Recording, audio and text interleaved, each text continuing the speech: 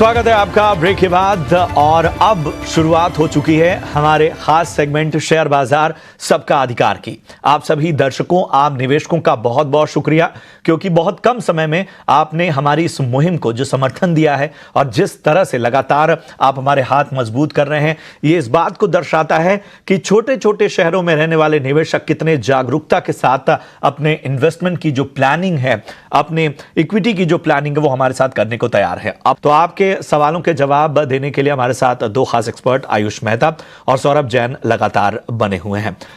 और सौरभ, सबसे पहले मैं आपके पास आना चाहूंगा। पंकज यादव जी हमारे साथ हैं इस वक्त। पंकज, आप हमारे साथ बने हुए हैं? जी सर। जी, पूछिए क्या जानना चाहते हैं। और सबसे पहले तो बहुत बहुत शुक्रिया, आप इस मुहिम का हिस्सा बने और अपना सवाल हम तक पहुंचा रहे हैं। आप पूछिए क्या जानना चाहते हैं। सर, मैं लंबी अवधि के लिए जियो फाइनेंस का 600 शेयर सर मैं बाई करना चाहता हूं अगले 2-3 सालों के लिए। तो सर क्या ये एक अच्छा ऑप्शन है? ठीक है, लंबी अवधि के लिए आप 600 शेयर खरीदना चाहते हैं। कोई आपकी चॉइस है किसी खास तरह के स्टॉक की? जी सर, जियो फाइनेंस की सर। ठीक है, ठीक है। और आपका कोई खांचा की मतलब कितना आप इन्वेस्ट कर सकते हैं, कितने पैसे आप लगाना चाहते हैं? जी सर, समथिंग 2 लाख। 2 लाख तक आप लगाना चाहते हैं, 600 शेयर खरीदना चाहते हैं। जियो फाइनेंशियल जो है वो आपकी चॉइस है। चलिए सौरभ, जरा बताइए पंकज जी को क्या सलाह आप देंगे। लगभग 2 लाख तक निवेश करने की इनकी योजना है। जियो फाइनेंशियल का चुनाव इन्होंने किया है। पूछना चाहते हैं कि ये सही है या नहीं, और 600 स्टॉक ये फिलहाल शुरुआत करना चाहते हैं 600 स्टॉक से। शो पे बुलाने के लिए। देखिए पंकज यादव जी, आपने ये नहीं बताया कि आपके पोर्टफोलियो में सिर्फ यही अगर अकेला स्टॉक होगा तो मैं समझता हूँ थोड़ी कॉन्सेंट्रेटेड बैट हो जाएगी। हमेशा पोर्टफोलियो में 8-10 स्टॉक जरूर होने चाहिए। हाँ, जियो फाइनेंशियल अगर आपने जो स्टॉक का चयन किया है, स्टॉक में कोई कमी नहीं है। स्टॉक कंपनी बहुत अच्छी है, रिलायंस समूह ग्रुप की कंपनी है और विस्तार कंपनी की बहुत बड़ी योजनाएं हैं। और कहीं ना कहीं यही चीज स्टॉक प्राइस में रिफ्लेक्शन भी दे रहा है। थोड़ा स्टॉक अभी महंगा हो गया है, लेकिन जो बाजार देख रहा है आने वाले समय में अच्छी ग्रोथ आते हुए देख रहा है। तो लंबे समय के लिए जियो फाइनेंशियल बिल्कुल आप ले सकते हैं, पर मेरी सलाह ये रहेगी कि एक ही स्टॉक का चयन ना करें, अपने पोर्टफोलियो में थोड़े से स्टॉक और भी ला लें।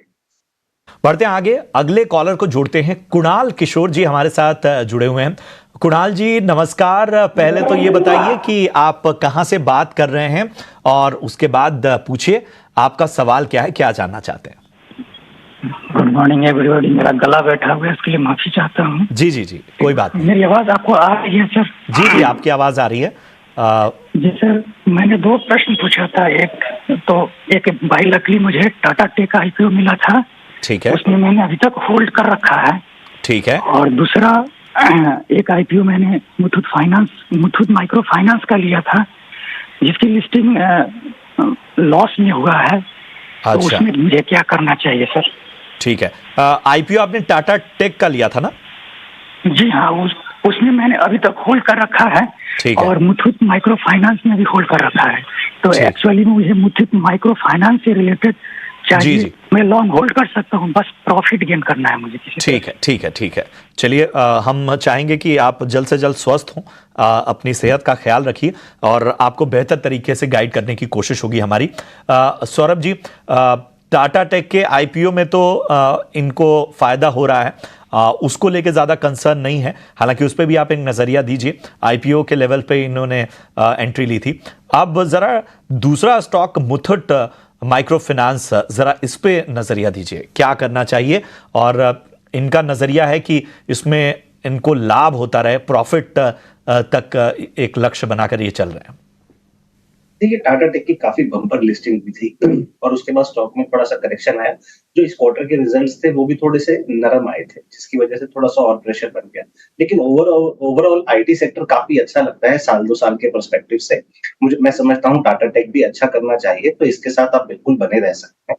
मुथूट माइक्रो फाइनेंस जो आपकी कंपनी आपने आईपीओ में लिया, जिसके प्राइस अभी गिर गए हैं, ये एक अच्छे ग्रुप से आती है कंपनी, माइक्रो फाइनेंस में है। नंबर्स भी दिसंबर क्वार्टर के ठीक आए थे। मैं समझता हूँ कि अगर मार्च क्वार्टर के भी नंबर्स ठीक आते हैं तो स्टॉक कहीं ना कहीं बॉटम आउट होना शुरू कर देगा। बिल्कुल न्यूनतम स्तरों पे पड़ा है।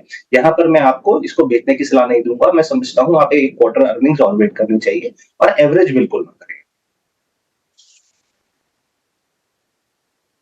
ठीक है, तो ये है सलाह आपको आपके शेयर पर। अब आगे बढ़ते हैं और अगले दर्शक को शामिल कर लेते हैं। हमारे साथ पंजाब से अवतार सिंह जी जुड़े हैं। नमस्कार, सवाल पूछिए अपना। नमस्कार मैम। नमस्कार मैम। जी जी मैम, मेरे पास जी नमस्कार अवतार जी, सवाल पूछिए। हाँ जी, कई सारी कंपनी का स्टॉक है, जैसे अडानी ग्रीन है, अडानी एनर्जी है, बेल है, एक्साइड इंडिया है, IRFC है, NHPC का 1000 शेयर है, NMDC है, पराग मिल्क के है, सर्वोटेक है।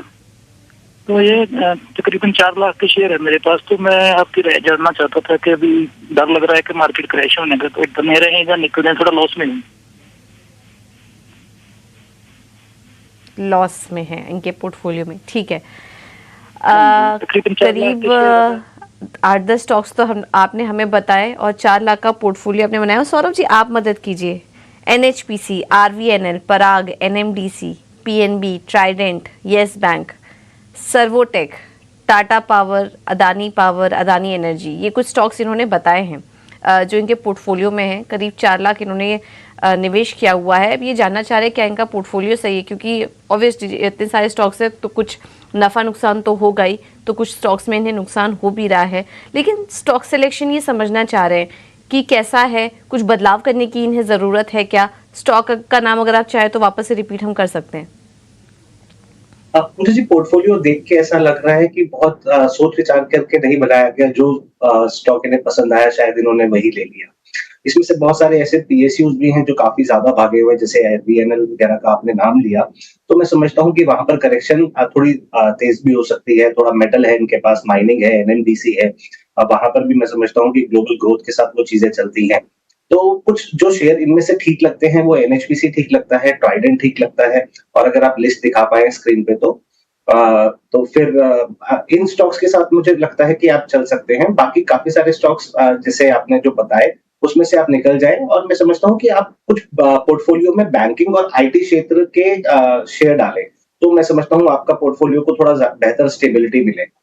तो अदानी पावर एनर्जी ये थोड़े महंगे लगते हैं, सर्वोटेक थोड़ा महंगा लगता है, टाटा पावर भी अब थोड़ा महंगा हो गया, NHPC के साथ आप बने रह सकते हैं, पराग मिल्क के साथ आप बने रह सकते हैं, और ट्राइडेंट के साथ आप बने रह सकते हैं। चलिए, कुछ स्टॉक्स की जो सवाल हैं वो हम YouTube से भी लेने की कोशिश करते हैं। और इस वक्त उदय भगत हैं जिन्होंने मोती सन्स ज्वेलर्स और धनलक्ष्मी बैंक और NHPC इन तीनों पर राय जाननी चाहिए है। चलिए इस पर एक नजरिया देने की कोशिश करते हैं। सौरभ जी जरा बताइए, मोती सन्स ज्वेलर्स, धनलक्ष्मी बैंक और NHPC पर आपका फ्रेश व्यू क्या होगा? देखिए, नई लिस्टिंग है मोती सन्स, और मैं समझता हूँ कि छोटी कंपनी है और स्टॉक एकदम काफी अच्छा चला था। अभी इनको सेकेंडरी मार्केट में अभी मुझे लगता नहीं कि अभी 2-3 क्वार्टर के बाद पता लगेगा कि कंपनी का कैसे उनका आउटलुक क्या है और किस तरह से चल रहा है। क्योंकि ये छोटे साइज की कंपनियां, पैन इंडिया भी नहीं है और वैल्यूएशन भी ज्यादा है, तो मेरा यहाँ पर भी थोड़ा नेगेटिव रहेगा।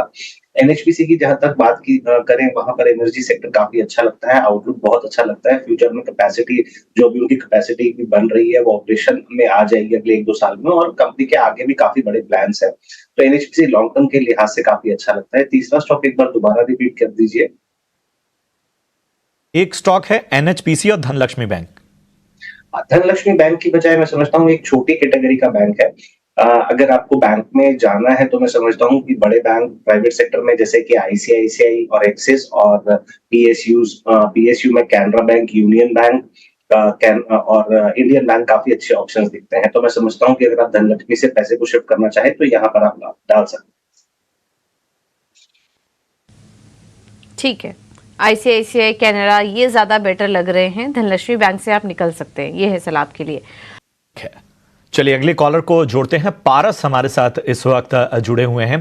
पारस, गुड मॉर्निंग, कहां से बात कर रहे हैं पहले तो ये बताइए और पूछिए क्या जानना चाहते हैं। मैडम गुड मॉर्निंग सर, हम बनारस से बात कर रहे हैं। जी जी जी जी जी, हमारे पास 150 शेयर सेंट्रल बैंक के हैं @46 रुपीज की। ठीक है। एक्चुअली हम माने 1-2 साल के लिए रखना चाह रहे हैं, लेकिन प्रॉफिट में है तो हम सोच रहे प्रॉफिट बुक कर लें या गिर जाएगा कि बढ़ेगा, समझ में नहीं आ रहा। ठीक है, चलिए सेंट्रल बैंक पे आपको एक नजरिया देते हैं और अच्छे लेवल पे आपने एंट्री की हुई है, आपके भाव से ऊपर है ये स्टॉक। हालांकि स्टॉक की क्वांटिटी कम है, लेकिन फिलहाल आप मुनाफे में। चलिए आपको एक बेहतर नजरिया देने की कोशिश करते हैं। सौरभ जी जरा बताइए सेंट्रल बैंक में क्या करना चाहिए? 46 रुपए की खरीद है, लंबा नजरिया है, आगे भी बरकरार रख सकते हैं, लेकिन थोड़ा सा कंफ्यूज भी है कि क्या जो प्रॉफिट हुआ है उसे प्रॉफिट ले लेना चाहिए। देखिए, आपकी बात से ऐसा लगता है कि आप छोटे समय में वॉलेटिलिटी को थोड़ा सा आपके लिए डिफिकल्ट होगा उसको मैनेज करना अगर स्टॉक नीचे करेक्ट होता है।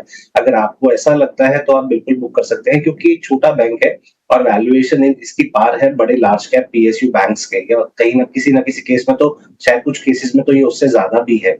तो छोटे बैंकों में ज्यादा तेजी आई है तो करेक्शन भी स्वाभाविक रूप से आ सकता है। अगर शॉर्ट टर्म में आपको कोई परेशानी नहीं है, स्टॉक नीचे भी आ जाए, तब आप इसमें जरूर बने रह सकते हैं। पर आपको व्यू यहाँ पर 1 से 2 साल का रखना होगा, तो यहाँ पर आप अच्छा मुनाफा भी बना सकते हैं।